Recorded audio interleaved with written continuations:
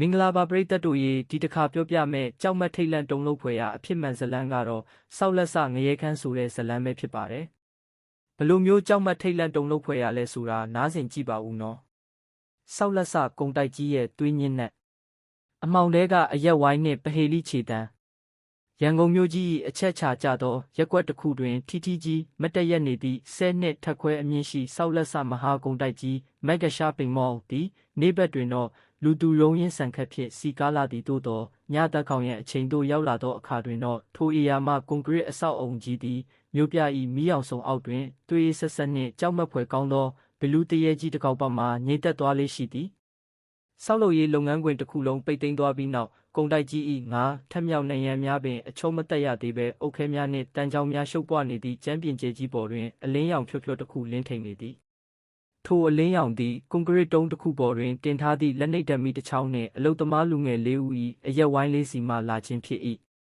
တပင်မမှုနောက်ကအပန်းဖြေခြင်းအလုသမားလူငယ်၄ဦးဖြစ်သည့်သူရကျော်ကြီးစော်လင်းနှင့်ဖိုးသက်တို့သည်တနေ့တာလုံးအင်္ဂလိပ်ဖြောအုပ်တဲ့တန်ကြီးအလုများကြောင့်ပင်ပန်းနွမ်းနယ်နေသည်များကိုဈေးပေါ်အရက်ဖြူပလင်းရေတန့်ဘူးနှင့်အမြည်ဖြင့်စက်သားကြော်အနှဲငယ်ဖြင့်ဖြေဖြောက်နေကြသည်ဟူတောက်ဆန်းပါအောင်ကွာဒီနေ့တော့တကယ်ခါကျိုးမတက်ပဲအဲ့ဒီကန်ထရိုက်တာအောင်ကြီးကတော့ငါတို့ကိုလူလိုမထင်ဘူးခိုင်းလိုက်တာမှဖက်နှက်မချွတ်တမ်းပဲခန္ဓာကိုယ်တောင်းတင်းနဲ့လက်မောင်းတွင်တတူးများရှိသောကြော်ကြီးကအရက်ခွက်ကိုတကြိုက်သေးမောချရင်းညီးတွားလိုက်သည်ထားပါတော့ကွာညီးမနေနဲ့ငါတို့မှအလုပ်ရှိနေတာပဲကန်ကောင်းတာနဲ့ဟိတ်ကောင်ဖိုးသက်မင်းမျက်နှာကဘာဖြစ်နေတာလဲအရက်ဝိုင်းထဲရောက်နေတာကိုတရေမွေးထားတဲ့အတိုင်းငိုင်းနေတယ်ဝိုင်းထဲတွင်အသက်အကြီးဆုံးနှင့်ရင့်ကျက်ပုံရသောသူရကဖိုးသက်ကိုလှမ်းဆက်နောက်လိုက်သည့်အသက်19နှစ်အရွယ်သာရှိသေးသည့်ဖိုးသက်သည်ဘေးပက်လေကမှောင်မဲနေသောကွန်ကရစ်တိုင်ကြီးများကိုခဏလှည့်ကြည့်ရင်းကနားမငြိမ်ဖြစ်နေရှာသည်ကုံတိုက်ကြီးရဲ့ကြောချမ်းဖွယ်ကောလာဟာလမဟုတ်ဘူးကိုသူရကျွန်တော်ဒီညစိတ်ထဲတစ်မျိုးကြီးပဲညနေကအောက်ထပ်မှာဘီလက်မြေအိတ်တွေတွားတဲ့တုန်းကအလုသမားကြီးတွေပြောနေကြတာကြားခဲ့လို့ဖိုးသက်ကအတန်ကိုနှိမ်ကပြောလိုက်သည်ခက်အေးနေတတ်သည့်ဇော်လင်းကအရက်တငုံတောက်ရင်းစိတ်ဝင်စားသွားကမေးလိုက်သည်ဘာပြောလို့လဲရွှေညံရှင်ရဲ့ဒီကုံတိုက်ကြီးထဲမှာတရေရှိတယ်လို့ပြောပြန်ပြီလားတရေတင်မကဘူးကိုဇော်လင်းရဲ့သူတို့ပြောတာကဒီကုံတိုက်ကြီးရဲ့မြေအောက်ထပ်ကားပါကင်ဆောက်မဲ့နေရာမှာလွန်ခဲ့တဲ့လပိုင်းကအလုသမား3ယောက်တရားဝင်မဟုတ်ပဲမတော်တဆဖြစ်ပြီးတေးခဲ့ဘူးတဲ့ကန်ထရိုက်တာတွေကအလုပိတ်မှဆိုလို့အလောင်းတွေကိုအဲ့ဒီမြေအောက်ထပ်နေရန်တွေထဲမှာတင်အင်္ဂလိပ်တွေနဲ့ဒီအတိုင်းသုံးပိတ်ပြီးအလောင်းဖြောက်ခဲ့ကြတာတဲ့အဲ့ဒီညကစပြီးညဘက်အဆောင်တွေဆိုရင်အဲ့ဒီမြေအောက်ထက်ကနေအင်္ဂလိပ်နေရန်ကိုလက်သေးနဲ့ဆွဲချစ်ပြီးကဲပါဦးလို့អော်တဲ့အတန်တွေခဏကြားရလို့အလုထွက်ကုန်ကြတာအခုငါတို့ညအိတ်ဆောင်ရတဲ့အလှဲ့နော်ဖိုးသက်ဤစကားကြောင့်အရက်ဝိုင်းလေးသည်ခဏတာတိတ်ဆိတ်သွားသည်နေရန်မရှိသည့်ပြတင်းပေါက်ကြီးများမှတဆင်တိုက်ခတ်လာသောညစ်လေအေးကြီးကလူငယ်လေးဦး၏ခန္ဓာကိုယ်ကိုဖျက်ဆီးသွားရာအားလုံးကြောချမ်းသွားကြသည်ဟာမင်းကတော့ရှောက်ယုံနေတာပဲကြော်ကြီးကကျဲလောင်စွာရေမောပစ်လိုက်သည်ဒီခေတ်ထဲမှာတရေကဘာလုပ်လို့ရမှာလဲတေးတဲ့ကောင်ကတေးပြီပဲလားတောက်ကြဆိုမကြောက်နဲ့ဖိုးသက်မင်းသားမှာငါတို့အကိုကြီးတွေရှိတယ်တရေလာရင်အရက်ခွက်နဲ့ကောက်ပေါက်ပြစ်မယ်အမောင်ထဲကထူးဆန်းသောအတန်ကြော်ကြီး၏စကားကြောင့်အားလုံးရေမောလိုက်ကြပြီးအရက်ဝိုင်းကိုဆက်လက်ဆင်နွှဲကြသည်သို့သောပလင်းဝက်ခန့်ရောက်ရှိသွားချိန်ညစ်နှစ်နာရီခွဲဝန်းကျင်တွင်တော့ဂလွန်ကျုဆောက်လက်စတက်လေကားတွင်ဟောင်းလောင်းကြီးရှိရာဘက်မှတန်ချောင်းချင်းရိုက်ခတ်တန်နှင့်တခုခုကိုတရွတ်တိုက်ဆွဲသွားသည့်အတန်ထွက်ပေါ်လာသည်ထိုအတန်သည်တိတ်ဆိတ်နေသောအဆောက်အုံကြီးထဲတွင်ပဲ့တင်ထက်သွားသဖြင့်အားလုံး၏နားထဲသို့ရှင်းလင်းစွာဝင်ရောက်သွားသည်ဟင်းအဲ့ဒါဘာအတန်လဲဖိုးသက်ကဓမီကိုကောက်ကင်ကအတန်လာရဘက်သို့လှမ်းထိုးလိုက်သည်သို့သောဓမီရောင်သည်အမောင်ထုကြီးကိုအပြည့်အဝမဖြိုခွင်းနိုင်ပေခိုးရပါပစ္စည်းလာခိုးတဲ့တခိုးဒါမှမဟုတ်ခွေးလွင်ဖြစ်မှာပါကွာစော်လင်းမင်းနဲ့ငါသွားကြည့်ရအောင်တန်ချောင်းတွေလာခိုးတာဆိုရင်တော့မိတဲ့ကောင်နာပြီးတာမတ်ကြော်ကြီးကဒေါသတကြီးဖြင့်မြေပြင်ပေါ်ကတန်တူတစ်ချောင်းကိုကောက်ကင်ကမတ်တက်ရက်လိုက်သည်စော်လင်းသည်လည်းသူ၏လက်ကင်ဖုံးဓမီကိုဖွင့်ကကြော်ကြီးနှင့်အတူတက်လေကားတွင်ရှိရာအမောင်ထုစီသို့ခြေလမ်းကျဲကြီးများဖြင့်ထွက်ခွာသွားကြတော့သည်သူရနှင့်ဖိုးသက်ကတော့အရက်ဝိုင်းဘေးတွင်ကြံရစ်ခဲ့သည်ပျောက်ဆုံးခြင်းနှင့်သွေးစွန်းသောဖုံးမျက်နှာပြင်9မိနစ်ခန့်ကြာသွားသည်တက်လေကားတွင်ဘက်သို့သွားသောကြော်ကြီးနှင့်ဇော်လင်းတို့ထံမှမြည်သည့်အတန်များပြန်မကြားရတော့ဘဲထူးဆန်းစွာငြိမ်သက်နေသည်ကိုကြော်ကြီးကိုဇော်လင်း ဘာတွေ့လဲဟေ့သူရကလက်အုပ်ကလှမ်းអော်လိုက်သည်မြည်သည့်တုံ့ပြန်မှုများရှိမလားပတ်ဝန်းကျင်တစ်ခုလုံးပို၍ပင်အေးဆက်ထုံထိုင်းလာသည်ဖိုးသက်သည်ကြောက်လွန်းသဖြင့်တကိုယ်လုံးတုန်ရီနေပြီးသူရ၏အင်ဂျီစကိုတင်းဆွဲထားမိသည်ကိုသူရကျွန်တော်တို့ဒီနေရာကနေဆင်းကြရအောင်တခုခုတော့မှားနေပြီသူရကိုယ်တိုင်လည်းရင်တုန်ပန်းတုန်ဖြစ်လာသည်သူသည်လက်နှိပ်ဓမီကိုကင်ကကြော်ကြီးတို့တွားရဘက်သို့ဖြင်းညင်းစွာခြေလန်းလိုက်သည်ဖိုးသက်ကလည်းနောက်မှကက်လျက်လိုက်လာသည်ဓာတ်လေကားတွင်ဝအနားသို့ရောက်ခါနီးတွင်မြေပြင်ပေါ်၌တခုခုတောက်ပနေသည်ကိုဓမီရောင်အောက်တွင်မြင်လိုက်ရသည်ရင်းသည်ဇော်လင်း၏လက်ကင်ဖုန်းဖြစ်သည်သူရသည်တုံရင်နေသောလက်များဖြင့်ဖုန်းကိုကောက်ယူလိုက်သည်ဖုန်းမျက်နှာပြင်သည်ကွဲအပ်နေပြီးပို၍ထိတ်လန့်စရာကောင်းသည်မှာဖုန်းအိမ်တစ်ခုလုံးတွင်လက်ဆက်စီးကပ်နေသောသွေးနီရောင်များပေကျံနေခြင်းဖြစ်သည်ဝုန်းရုတ်တရက်သူတို့၏အပေါ်ထက်6ထပ်မြောက်ကျမ်းပြင်ပေါ်မှလူတစ်ယောက်ပြုတ်ကျလာတဲ့ကဲ့သို့ပြင်းထန်လာသောအတန်ကြီးထွက်ပေါ်လာပြီးဓာတ်လေကားတွင်အမှောင်ထုထဲမှနေ၍အသားချင်းတစ်ဖြက်ဖြက်ရိုက်ခတ်တန်နှင့်အတူလူတစ်ယောက်လေးဘက်ထောက်ကဆင်းလာသည့်ခြေတံပြင်းပြင်းကြီးသည်သူရနှင့်ဖိုးသက်ရှိရာသို့အရှိန်အဟုန်ဖြင့်တိုးဝင်လာပါတော့သည်ဓာတ်လေကားတွင်မှမိစ္ဆာနှင့်သွေးပြက်ပြေးပွဲဓာတ်လေကားတွင်ဟောင်းလောင်းကြီးထဲမှထွက်ပေါ်လာသောအတန်သည်လူသားတဦး၏ခြေတံမဟုတ်သည်မှာတေချာသည်အယိုးအစစ်ချင်းကျုပ်ခနဲကျိုးပဲ့မြည်ဟိတန်နှင့်အတူဆောက်လုပ်ရေးသုံးအင်္ဂလိပ်6များမြေပြင်ပေါ်သို့တဖွဲကျွေကျလာသည်သူရသည်လက်နှိပ်ဓမီကိုတုံရင်စွာဖြင့်ထိုတွင်းဝစီသို့အုပ်မိုးထိုးလိုက်သည်ဓမီရောင်အောက်တွင်ပေါ်လာသောမြင်ကွင်းကြောင့်သူရနှင့်ဖိုးသက်တို့သည်အသက်ရှူရန်ပင်မေ့လျော့သွားကြရောသည်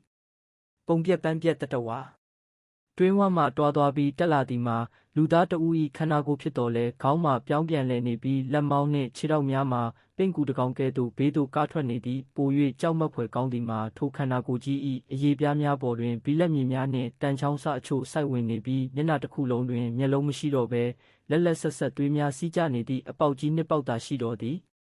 ကိုသူရအဲ့ဒါလွန်ခဲ့တဲ့လကတည်သွားတဲ့အလုသမားကောင်းဆောင်ကိုထွန်းလာကြီးဖိုးသက်ကအတန်ပင်မထွက်နိုင်တော့ပဲလဲချောင်းတန်ဖြင့်ကပ်ပြောလိုက်သည်ဟိငငါထိုတရဝါကြီးသည်သူရတို့ရှိရာဘက်သို့မျက်နှာလှည့်ကလူတန်နှင့်မတူသောဆောက်လုပ်ရေးဆက်ရနရာကြီးတစ်ခုလက်ပတ်တန်ကဲ့သို့ဟိဟောက်လိုက်ပြီးလေးဘက်ထောက်ကဝုန်းကနေခုံအုပ်လိုက်တော်သည်ပြေးဖိုးသက်အောက်ထက်ကိုပြေးသူရကအော်ဟစ်လိုက်ပြီးဖိုးသက်၏လက်မောင်းကိုဆွဲကဆောက်လက်စလှေကားထောင်းရှိရာသို့ဦးတည်၍အသက်လူပြေးကြတော့သည်မှောက်မိုက်သောကွန်ကရစ်ဝင်ကပါငါထက်မြောက်ကျမ်းပြင်ကျဲကြီးသည်အုတ်နံရံများမပြီးသေးသဖြင့်ဝင်းကဘာတစ်ခုကဲ့သို့ရှုပ်ထွေးလာသည့်ဓမီရောင်တစ်ဖြက်အောက်တွင်လူငယ်နှစ်ဦးသည်အုတ်ခဲပုံများကိုခွကြောတန်ချောင်းများကိုရှောင်ကွင်းရင်းလှေကားစီသို့ပြေးနေကြရသည်သူတို့၏အနောက်ဘက်တွင်တော့ထိုမိစ္ဆာတတဝါကြီးလေးဘက်ထောက်ပြေးလိုက်လာသည့်အတန်တစ်ဖြက်နှင့်အုတ်နံရံများကိုလက်သေးဖြင့်ဆွဲချစ်တံများကကက်လျက်ပါလာသည်ဖိုးသက်သည်မြေပြင်ပေါ်တွင်ဝါယာကျိုးခွေတစ်ခုကိုညှိကရှေ့သို့မှောက်ခုံလဲကျသွားသည်သူရကချက်ချင်းလဲအထူတွင်အနောက်မှမိစ္ဆာကြီးသည်သူတို့နှင့်ငါးကိုက်ခန့်ကွာသို့ရောက်ရှိလာပြီဖြစ်သည်မိစ္ဆာကြီး၏လက်သေးရှည်ကြီးများကလေထဲတွင်ဝှေ့ရမ်းလာရာသူရသည်ဖိုးသက်ကိုဆွဲဖယ်လိုက်သဖြင့်ဘေးကကွန်ကရစ်တိုင်ကြီးတွင်လက်သေးရကြီး၅ချောင်းထင်ကျန်ရစ်သည်ကိုသူရကျွန်တော်ကိုထားခဲ့တော့ကျွန်တော်လမ်းမလျှောက်နိုင်တော့ဘူးဖိုးသက်ကခြေကျအဲကိုလဲသွားသဖြင့်ငိုယိုကပြောရှာသည်ပါဇက်ပိတ်ပြီးအားတင်းထားဆန်းသူရကဖိုးသက်ကိုပခုံးထမ်းပွေကလှေကားအတိုင်းလေးထက်မြောက်သို့ငရဲပမာဆင်းပြေးခဲ့ကြသည်သို့သောလှေကားချေရင်းသို့ရောက်ချိန်တွင်ရုတ်တရက်အောက်ထပ်မှအေးဆက်လာသောအငွေ့သက်များနှင့်အတူနောက်ထပ်ပုံရိပ်နှစ်ခုလှေကားအတိုင်းတက်လာသည်ကိုမြင်လိုက်ရပြန်သည်ထိုပုံရိပ်နှစ်ခုသည်စောကပျောက်ဆုံးသွားခဲ့သောကြော်ကြီးနှင့်ဇော်လင်းတို့သောသူတို့သည်လူမဟုတ်တော့ဘဲမျက်လုံးများမျက်ဖြူလန်ကလဲပင်များကျိုးပဲ့လျက်လက်ထဲတွင်တန်တူနှင့်ဆောက်လုပ်ရေးသားများကိုကင်ဆောင်ကသူရတို့ရှိရာသို့တရွတ်တိုက်တက်လာကြခြင်းဖြစ်သည်ရှေ့တွင်ရန်သူနောက်တွင်မိစ္ဆာလင်မယားနှစ်ဦးမဟုတ်သူရနှင့်ဖိုးသက်တို့သည်လေးထက်မြောက်၏အမှောင်ထုထဲသို့သာကွဲကွာကပြေးဝင်ပုန်းအောင်လိုက်ကြရတော့သည်မြေအောက်ထက်ကြောက်မက်ဖွယ်လှို့ဝှက်ချက်သူရသည်ဖိုးသက်ကိုဘေးကင်းမိပစ္စည်းတူလောင်ယုံအခန်းပြက်တစ်ခုတည်းသို့တွန်းပို့လိုက်ပြီးမိမိကိုယ်တိုင်ကတော့မိစ္ဆာများ၏အာယုံကိုလွှဲရန်အခြားတစ်ဖက်သို့ပြေးခဲ့သည်ထို့ကြောင့်လူငယ်နှစ်ဦးအမှောင်ထဲတွင်ကွဲကွာသွားကြတော့သည်ဖိုးသက်သည်အမှောင်ထုထဲတွင်တကိုယ်လုံးတုံရီလျက်ခေါင်းကိုဒူးကြတဲ့၌ကပုံနေမိသည်ပတ်ဝန်းကျင်တစ်ခုလုံးတိတ်ဆိတ်သွားသည်သို့သောထိုတိတ်ဆိတ်မှုကကြာမခံလိုက်ပါမြို့ငင်သောခြေတံနှင့်မြေအောက်သို့ဆင်းခြင်းဖိုးသက်ကဲပါဦးဟဲ့ အပြင်ဘက်မှထွက်ပေါ်လာသောအတန်ကဇော်လင်း၏အတန်ဖိုးသက်သည်တငယ်ချင်း၏အတန်ကြောင့်စိတ်မကောင်းဖြစ်ကာအခန်းတကားကွဲကြောင်းမှတဆင့်အပြင်သို့ချောင်းကြည့်လိုက်သည်အပြင်တွင်မည်သူမျှမရှိဘဲမှောင်မဲနေသည်သို့သောသူ၏ခြေထောက်အောက်ကကြမ်းပြင်သည်ရုတ်တရက်လှုပ်ခါလာပြီးလေဝင်လေထွက်ပြုံဟောင်းလောင်းကြီးတစ်ခုကဖိုးသက်၏ခြေရင်းတွင်ပွင့်ထွက်သွားသည်ဖိုးသက်သည်ထိုပြုံကြီးထဲသို့လျှော့ကျသွားတော့သည်ပြုံအတွင်း၌အမောင်ထုနှင့်ဖုံမှုများသာရှိပြီးသူသည်အရှိန်ဟုန်ဖြင့်အောက်သို့လျှော့ကျသွားရာတုံကနေမြေပြင်ပေါ်သို့ပြုတ်ကျသွားသည်သူရောက်ရှိသွားသည့်နေရာသည်ဆူဆွတ်ထုံထိုင်ပြီးအနက်အသက်ဆိုးကြီးတစ်ခုကနှာခေါင်းကိုဆူရှစွာတိုက်ခတ်နေသည်လက်ကင်ဖုံးမိဖြင့်လှမ်းထိုးကြည့်လိုက်ချိန်တွင်တော့သူသည်ဤကုံတိုက်ကြီး၏အနက်ဆုံးနေရာဖြစ်သောမြေအောက်ထပ်သို့ရောက်ရှိနေခြင်းဖြစ်သည်ကိုသိလိုက်ရသည်နေရန်ထဲကအလောင်းများနှင့်တွေးမြက်ရည်မြေအောက်ထပ်သည်ကားပါကင်စောင့်မိနေရာဖြစ်သဖြင့်အလွန်ကျယ်ဝန်းပြီးတိုင်လုံးကြီးများသာရှိသည်ကျမ်းပြင်ပေါ်တွင်ရေပုံမဲမဲများဝတ်နေပြီးအဝေးကကွန်ကရစ်နံရံကြီးတစ်ခုသည်ထူးဆန်းစွာဖောင်းကြွနေသည်ဖိုးသက်သည်ကြောက်စိတ်ကိုအောင့်ကာထိုနံရံကြီးအနားသို့တရွေ့ရွေ့တိုးသွားမိသည်နံရံအနားရောက်သောအခါတောက်နှင့်နံရံထဲမှတစ်ခုခုကိုထုရိုက်နေသည့်အတန်ကိုကြားရသည်ဖုံးမိဖြင့်တေချာကပ်ကြည့်လိုက်ချိန်တွင်ဖိုးသက်သည်အော်ပင်မအော်နိုင်တော့ဘဲနောက်သို့လဲကျသွားသည်အင်္ဂလိပ်နံရံကြီး၏အတွင်းဘက်တွင်လူသုံးဦး၏ရုပ်အလောင်းများကမတ်တက်ရက်လျက်သားအင်္ဂလိပ်များနှင့်အတူတသားတည်းကပ်နေသည်ယင်းတို့သည်လွန်ခဲ့သောလကတေဆုံးသွားခဲ့သည့်အလုသမားသုံးဦးဖြစ်သည်သူတို့၏မျက်နှာများမှာအသက်ရှူချက်ကတေဆုံးခဲ့ရသဖြင့်ပါးစပ်ကြီးများဟစီဟစီဖြစ်နေပြီးထိုအင်္ဂလိပ်နံရံမျက်နှာပြင်မှတဆင့်သွေးစိမ်းများထွက်ကြလာနေသည်မင်းတို့လည်းငါတို့လိုဒီနံရံထဲမှာအမြင့်တွေရမယ်နံရံထဲကအလောင်းသုံးလောင်း၏ပါးစပ်များပြိုင်တူပွင့်လာပြီးပြောလိုက်သောအတန်ကြီးကမြေအောက်ထပ်တစ်ခုလုံးကိုတုန်ခါသွားစေသည်ထိုအချိန်တွင်ဖိုးသက်၏အနောက်ဘက်တိုင်လုံးကြီးများ၏အကွယ်မှကြော်ကြီးနှင့်ဇော်လင်းတို့၏ရုပ်အလောင်းများကတွားတွားလျက်ပေါ်ထွက်လာကြပြန်သည်အမှောင်တစ္ဆာနှင့်ကန်ထရိုက်တာ၏သွေးစွန်းသောအဖြစ်အပေါ်ထပ်တွင်မိစ္ဆာကြီး၏ရံမှတီတီလေးလွတ်မြောက်ခဲ့သောသူရသည်ဖိုးသက်၏အော်တန်ကိုကြားပြီးမြေအောက်ထပ်သို့လှေကားအတိုင်းအသက်လူဆင်းလာခဲ့သည်သူ၏လက်ထဲတွင်ဆောက်လုပ်ရေးသုံးတန်ချောင်းအချုံကြီးတစ်ချောင်းကိုတင်းတင်းဆုပ်ကင်ထားသည်မြေအောက်ထပ်ရှိဆောက်လုပ်ရေးအင်ဂျင်နီယာရုံးခန်းပြက်ထဲသို့အဖြတ်တွင်သူရသည်ကျမ်းပြင်ပေါ်၌ပြန့်ကျဲနေသောစာရွက်အချို့ကိုဓမီရောင်ဖြင့်ဖြတ်ခနဲမြင်လိုက်ရသည်လူသက်ကနော့ပွဲဒိုင်ယာရီယင်းသည်ကန်ထရိုက်တာအောင်ကြီး၏ကိုရေးမှတ်တမ်းဒိုင်ယာရီစာအုပ်ဖြစ်သည်သူရသည်စာမျက်နှာအချို့ကိုအမြန်လန်လောကြည့်လိုက်ရာကြောက်မက်ဖွယ်ရာအမှန်တရားကိုသိရှိလိုက်ရတော့သည်ဒီမြေနေရာကရှေးရခင်ကသူ့တန်ဟောင်းမြေဖြစ်လို့အဆောက်အုံဆောက်တိုင်းပြိုကျပျက်စီးနေပြီးဘေဒင်ဆရာကြီး၏အကြံပေးချက်အရအဆောက်အုံခိုင်ခံ့ပြီးစီးပွားတက်စေရန်အတွက်လူ၃ယောက်၏အသက်ကိုစစ်တေးရမည်ထို့ကြောင့်လွန်ခဲ့သောလကအလုသမား၃ယောက်ကိုတမင်တကာမတော်တဆဖြစ်အောင်ဖန်တီးပြီးသူတို့အသက်မသေးသေးခင်မှာတွင်ကွန်ကရစ်နံရံထဲထည့်ပြီးအရှင်လက်သုံးပိတ်ခဲ့သည်သို့သောထိုဝိညာဉ်များကမကျေနပ်ဘဲကုန်းတိုက်ကြီးကိုဝါမျိုးရန်ကြိုးစားနေကြသည်ကောင်စုပ်အောင်ကြီးမင်းစီးပွားရေးအတွက်ငါတို့အသက်တွေကိုကစားခဲ့တာပေါ့သူရကဒေါသတကြီးရေရွတ်လိုက်သည်ထိုစဉ်မှာပင်ဘက်စမတ်နှစ်ပတ်မှဖိုးသက်၏စူးစူးဝါးဝါအော်ဟစ်တန်ကိုကြားလိုက်ရသဖြင့်သူရသည်စာအုပ်ကိုလွှတ်ချကာအောက်ဆုံးထပ်သို့အပြေးဆင်းခဲ့တော်သည်သွေးစွန်းသောကဲတင်ခြင်းသူရရောက်ရှိသွားချိန်တွင်ဖိုးသက်သည်ကွန်ကရစ်နံရံကြီးနားတွင်ကပ်နေပြီးကြော်ကြီးနှင့်ဇော်လင်းတို့၏ဝိညာဉ်ပူးကပ်ခံထားရသောရုပ်အလောင်းများကဖိုးသက်ကိုနံရံထဲသို့အတင်းတွန်းပို့နေကြသည်နံရံမှအင်္ဂလိပ်များသည်ရွှွန့်ဆေးများကဲ့သို့ပျော့ပြောင်းလာပြီးဖိုးသက်၏ခန္ဓာကိုယ်တစ်ဝက်ခန့်မှာနံရံထဲသို့နစ်ဝင်နေပြီဖြစ်သည်လွတ်ဆန်းမကောင်းဆိုးဝါးတွေသူရကအော်ဟစ်ကလက်ထဲကတန်ချောင်းချုံဖြင့်ကြော်ကြီး၏ရုပ်အလောင်းရင်ဘက်တစ်တဲ့သို့အားကုန်ထိုးဆိုင်လိုက်သည်ကြော်ကြီး၏ကိုယ်ထဲမှအမဲရောင်သွေးပုံများနှင့်အတူမကောင်းဆိုးဝါးညှိတွားတန်ကြီးထွက်ပေါ်လာပြီးသူရကိုလွှတ်လိုက်သည်သူရသည်ဇော်လင်းကိုပါကန်ထုတ်လိုက်ပြီးနံရံထဲမှဖိုးသက်ကိုအားကုန်ဆွဲထုတ်လိုက်သည်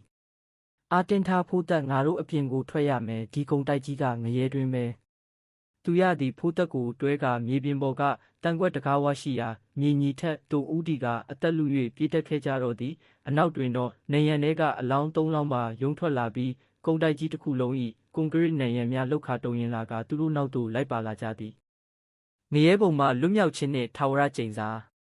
လူငယ်နှစ်ဦးသည်မြေညီထက်ရှိကုံတိုက်၏ပင်မအဝင်ဝါကြီးစီသို့ရောက်ရှိလာကြသည်သို့တော်ကန်ဆိုးလာစွာပင်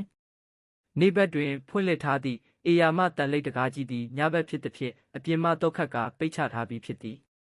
အပြင်ဘက်တွင်ရန်ကုန်မြို့ကြီး၏လမ်းမီးရောင်များနှင့်ဖြတ်တန်းမောင်းနှင်နေသောကားအချို့ကိုတက်လိပ်တကားအောက်ခြေအဟတ်လေးမှတဆင့်လှမ်းမြင်နေရတော့လဲအတွင်းဘက်တွင်တော့သူတို့သည်တေမင်းနှင့်ရင်ဆိုင်နေရသည်ပိတ်ဆို့နေသောလမ်းနှင့်နောက်ဆုံးတိုက်ပွဲကိုသူရတကားဖွင့်လို့မရဘူးကျွန်တော်တို့တေရတော့မယ်ဖိုးသက်ကတကားကိုထုရိုက်ရင်းအာကိုတကြီးငိုကြွေးနေသည်သူတို့၏အနောက်ဘက်တွင်တော့စောစောကမိစ္ဆာကြီးကိုထွန်းလာအပါဝင်ကြော်ကြီးစော်လင်းနှင့်နေရန်ထဲကတရေသုံးကောင်လုံးသည်ခမ်းမကျဲကြီး၏အမောင်ထဲမှဖြင်းညင်းစွာထွက်ပေါ်လာကြသည်အဆောက်အုံ၏အမိုးပေါ်မှဘီလက်မြေတုံးကြီးများတဝုံဝုံပြုတ်ကျလာပြီးသူတို့လွတ်မြောက်မည့်လမ်းများကိုပိတ်ဆို့နေသည်ဖိုးသက်ဟိုဘက်ကမှန်ပြတင်းပေါက်ကိုကြည်စမ်းတူရကကွန်ကရစ်တိုင်ဘေးကအလှဆင်ရန်တက်ဆင်ထားသည့်ဆောက်လက်စမှန်ချက်ကြီးတစ်ခုကိုလက်ညှိုးထိုးပြလိုက်သည်မင်းအဲ့ဒီမှန်ကိုခွဲပြီးအပြင်ကိုခုံချငါဒီကောင်တွေကိုတားထားမယ်မလုပ်ပါနဲ့ကိုတူရအတူတူပြေးရအောင်အချိန်မရှိဘူးဖိုးသက်တူရကအော်ဟစ်လိုက်ပြီးလက်ထဲကတန်ချောင်းကိုကင်ကာရှေ့သို့တိုးထွက်လိုက်သည်မိစ္ဆာအုပ်စုကြီးသည်တူရထံသို့ဝုန်းကနေပြေးဝင်လာကြသည်တူရသည်ရဲရင်စွာဖြင့်ကိုထွန်းလာ၏ရုပ်အလောင်းကိုတန်ချောင်းဖြင့်ရိုက်ချလိုက်တော်လဲအနောက်မှဇော်လင်းနှင့်အခြားဝိညာဉ်သုံးဦးကတူရ၏ခြေလက်များကိုဖမ်းချုပ်ကာမြေပြင်ပေါ်သို့လှဲချလိုက်ကြသည်ဖိုးသက်ပြေတော့တူရ၏နောက်ဆုံးအော်ဟစ်တန်သည်ခမ်းမကြီးထဲတွင်ဟိမ့်ထွက်သွားသည်သွေးစွန်းသောလွတ်မြောက်ခြင်းဖိုးသက်သည်မျက်ရည်များဝိုင်းလျက်ဘေးကတန်တုံးတုံးကိုကောက်ကင်ကာမှန်ပြတင်းပေါက်ကြီးကိုအားကုန်ထုရိုက်လိုက်သည်ခွန်းမှန်ချက်ကြီးကွဲအပ်သွားသည်နှင့်အတူဖိုးသက်သည်နောက်သို့လှည့်မကြည့်တော့ဘဲအပြင်ဘက်လမ်းမပေါ်သို့အားကုန်လွှားခနဲခုန်ချလိုက်တော့သည်မြေပြင်ပေါ်သို့ပြုတ်ကျသွားသဖြင့်ခြေလက်များပုံးမဲကုန်တော်လဲသူသည်လမ်းမပေါ်ရှိကားသမားများမြင်သာအောင်အားကုန်အော်ဟစ်အကူအညီတောင်းရင်းသတိလစ်မေ့မျောသွားခဲ့သည်ထာဝရ၆ချားဖွဲ့ရာနေရာတစ်နောက်ရက်အင်္ဂါနေ့သတင်းစာများတွင်ဆောက်လက်စမဟာကုံတိုက်ကြီးအတွင်ညဘက်တွင်အလုသမား၃ဦးအချင်းချင်းတပ်ဖြတ်မှုဖြစ်ပွားပြီးကန်ထရိုက်တာအောင်ကြီးလည်းလျှို့ဝှက်စွာပျောက်ဆုံးသွားကြောင်းသတင်းများပါရှိလာသည်ဖိုးသက်တဦးလည်းသာအသက်ရှင်ကျန်ရစ်ခဲ့ပြီးသူသည်လည်းစိတ်ဝေဒနာရှင်တဦးပမာဖြစ်သွားခဲ့ရသည်နှက်ခန့်ကြာသောအခါထိုကုံတိုက်ကြီးသည်အောင်မြင်စွာပြီးဆုံးသွားပြီးရန်ကုန်မြို့၏အစီကားဆုံးရှာပိန်မော်ကြီးတစ်ခုဖြစ်လာခဲ့သည်နေ့ဘက်တွင်တော့လူငယ်လူရွယ်များမိသားစုများဖြင့်ရေမောတန်များဆူညံလျက်ရှိသည်သို့သောညဘက်10နာရီကျော်၍ကုံတိုက်ကြီးပိတ်သိမ်းကမီးများပိတ်လိုက်ချိန်တွင်တော့ကုံတိုက်အောက်ဆုံးထပ်ဘေးစမန့်နှင့်ကားပါကင်၏ကွန်ကရစ်နံရံကြီးများအတွင်းမှနေ၍ကဲကြပါဦးအပြင်ကိုထုတ်ပေးကြပါဦးဟူသောသူရနှင့်ကြော်ကြီးတို့၏အတန်များအပါအဝင်လူငယ်လေးဦး၏နာကျင်ခြောက်ခြားပွဲညီးတွားတန်များသည်ထိုကုံတိုက်ကြီး၏အမှောင်ထုထဲတွင်ယနေ့တိုင်အောင်ပဲ့တင်ထက်လျက်ရှိနေပါတော့သည်